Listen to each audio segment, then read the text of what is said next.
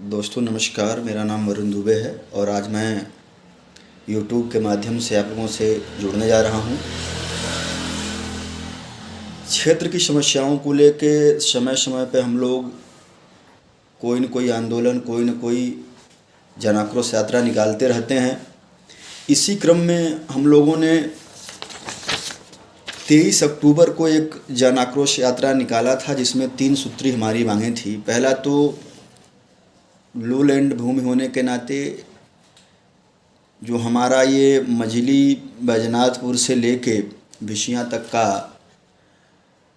जो फसली भूमि है वह डूब जाती है और इसका जो निदान है वो रेगुलेटर पंप लगना है और इसकी मांग समय समय पर होती रही है। उसी क्रम में हम लोगों ने मुख्यमंत्री जी को एक ज्ञापन दिया और ज्ञापन के परिणाम स्वरूप उन्होंने डीएम और संबंधित अधिकारियों को आदेश भी दिया कि इस संबंध में आवश्यक कार्रवाई की जाए।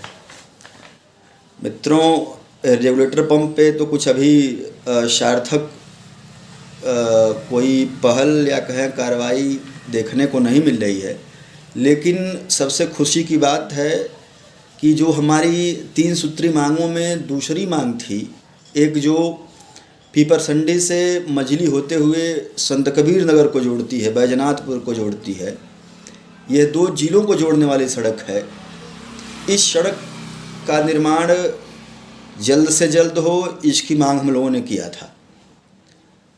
आप जानेंगे कि ये जो सड़क है ये 2 जिलों को जोड़ती है और इस सड़क के क्षतिग्रस्त होने की स्थिति में आप पाएंगे कि कुरी से घूम के लोग जा रहे हैं, इन्हीं अन्य सड़कों से घूम के जा रहे हैं, यानी करीब 10-15 किलोमीटर का एक अतिरिक्त दूरी तय करनी पड़ रही थी।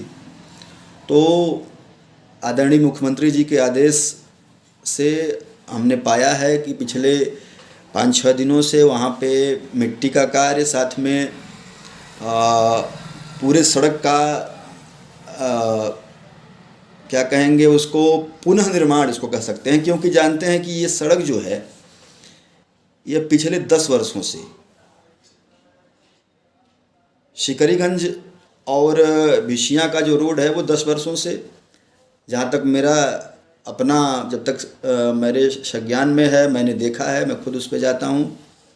मजली की बात की जाए तो मजली की सड़क भी करीब 5 सालों से बिल्कुल, आपको बताएं कि वहाँ पे बाइक से चलना मुश्किल है, ये स्थिति थी। तो मैं आदरणीय मुख्यमंत्री जी को धन्यवाद दूंगा और साथ में इस जन आक्रोश यात्रा में जो भी लोग शामिल रहे और सबने एक दूसरे को संबल प्रदान किया।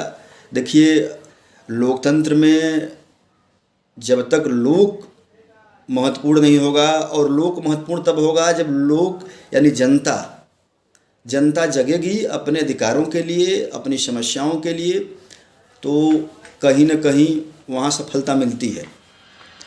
और मैं चाहूँगा कि आगे जो और 2 मांगें हैं वो भी पूरी होंगी, और पूरा होने की शर्त क्या है कि जब हम एक होंगे यूनिटी के साथ। देखिए, मैं किसी पार्टी की बुराई या अच्छाई की बात नहीं कर रहा हूँ, क्योंकि मेरी समस्या है, मेरी सड़क नहीं बन रही है, 10 साल से टूटी है, बिना बाढ़ के पानी, बरसात के पानी से फसल डूब जा रही है, कोई मुआवजा नहीं। तो जो हमारी समस्याएं रहेंगी वो हमको उठाना पड़ेगा, और जब हम उठाएंगे तो जो जनप्रतिनिधि हैं, लोकल के नेता हैं, और मुझे तो मैं कहूँ कोई इसको अन्यथा न लेगा, विपक्ष के नेताओं की भी कुछ कमजोरी है। कई जन आक्रोश यात्राएँ हम लोगों ने निकाला, शासन प्रशासन की कमियों को इंगित किया, लेकिन कोई भी विपक्ष का नेता कहीं से भी सपोर्ट की स्थिति में नहीं रहता है। और मैं आपको बताऊं, आज अगर लोकल के स्तर पे कुछ काम नहीं हो पा रहे हैं तो निश्चित रूप से सत्ता पक्ष के नेता तो जिम्मेदार है ही। वो पता नहीं फीडबैक दे पाते हैं कि नहीं दे पाते हैं कि एक महत्वपूर्ण सड़क जिससे 200-250 गाँव जुड़े हुए हैं वह 10 साल से टूटा है। लोगों को सामान्य अभी एक इलाज के लिए जाना है तो जो 10 मिनट में पहुंचना चाहिए वो 1 घंटे में पहुंच रहे हैं। तो कुल मिला के यूनिटी होनी चाहिए। और जहाँ जनहित का मुद्दा हो तो अगर सत्ता पक्ष के हैं तो वो फीडबैक पहुँचाएँ ऊपर के अधिकारियों को, मंत्री को, विधायक को। जो विपक्ष है उसका काम ही है कि सरकार की कमियों को बताना। तो विपक्ष के भी जो लोग हैं वो समय समय पे जनहित के मुद्दों को और साथ साथ में जो क्षेत्रीय समस्याएं हैं उनको उठाना चाहिए, या अगर कोई आगे बढ़ के उस पर पैरवी कर रहा है, उठा रहा है, तो उसका साथ देना चाहिए। तो मेरी पूरी उम्मीद है अगर हमने एक मांग को मनवाया है, एक मांग हमारी पूरी हुई है, तो आगे चल के हमारी ये दोनों मांगें भी पूरी होंगी और हमको साथ मिलके चलना होगा, और साथ मिलके चलेंगे तो निश्चित रूप से सफलता प्राप्त करेंगे। माँ भारती सबका कल्याण करे। जय हिंद।